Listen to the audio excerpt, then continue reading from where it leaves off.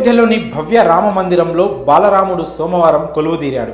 500 ఏళ్ల సుదీర్ఘ నిరీక్షణ తర్వాత వేలాది మంది ప్రత్యక్షంగా, కోట్లాది మంది పరోక్షంగా చూస్తుండగా బాలరాముడి విగ్రహ ప్రతిష్టాపన ప్రధాని నరేంద్ర మోదీ చేతుల మీదుగా జరిగింది. రామ్లల్లా విగ్రహ ప్రతిష్టాపన నేపథ్యంలో అయోధ్య నగరాన్ని సుందరంగా ముస్తాబు చేశారు. రామ మందిరాన్ని పూలతో, లైట్లతో అలంకరించారు. 100 ఏళ్ల తర్వాత రామాలయం ప్రారంభం కానుండడంతో కోట్లాది మంది భక్తులు సంతోషంలో మునిగిపోయారు. అత్యంత వైభవంగా ప్రాణప్రతిష్ఠ కార్యక్రమం జరిగింది. అయితే కొందరు మాత్రం రామాలయ ప్రారంభానికి ఇంత హడావుడి, ఆర్భాటాలు అవసరమా అని ప్రశ్నిస్తున్నారు. అలాంటి వారికి మహాసహస్రావధాని, పద్మశ్రీ అవార్డు గ్రహీత గరికపాటి నరసింహారావు స్ట్రాంగ్ కౌంటర్ ఇచ్చారు. రామాలయానికి ఆర్భాటం ఎందుకు అవసరమో స్పష్టంగా విడమర్చి మరీ చెప్పారు.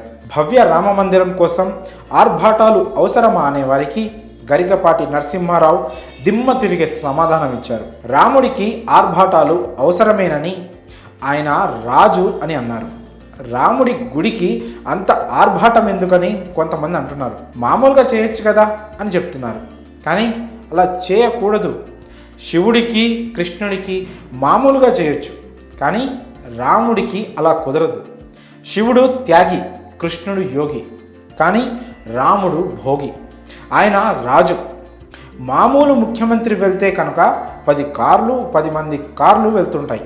అదే మహారాజు వెళ్తే ఎలా ఉంటుంది? ఆర్భాటాలు అవసరమా అని మాట్లాడితే ఎలా అని గరికపాటి ఎదురు ప్రశ్నించారు. రాముడంటే ధనుష్కుడు అని, అలాంటి యోధుడు ఎవరైనా ఉంటే అది అర్జునుడే అని గరికపాటి పేర్కొన్నాడు. కాగా భవ్య రామ మందిరంలో బాలరాముడి ప్రాణప్రతిష్ఠను కనులారా చూసేందుకు దేశ విదేశాల నుంచి వేలాది మంది అయోధ్యకు తరలివచ్చారు. ఇందులో 7,000 మంది విఐపీలు, స్వామీజీలు పాల్గొన్నారు. ఆలయ ప్రారంభోత్సవం కావడంతో బీజేపీ పాలిత రాష్ట్రాలు సోమవారం సెలవు ప్రకటించాయి. ఒడిశాలోనూ సెలవులిచ్చారు. సెంట్రల్ గవర్నమెంట్ ఆఫీసులకు కూడా ఒక పూట సెలవు ప్రకటించారు.